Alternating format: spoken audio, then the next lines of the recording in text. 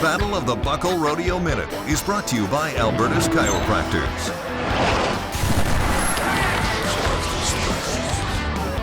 Rodeo is like any other sport out there, and to become a professional rodeo contestant, one usually starts off when they are young and works their way up through the ranks of the Canadian Professional Rodeo Association.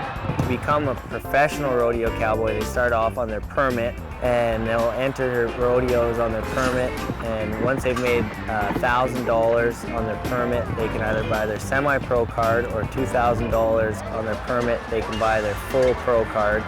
And basically that means that they have control over whether or not they want to move up the ranks and become a professional rodeo cowboy.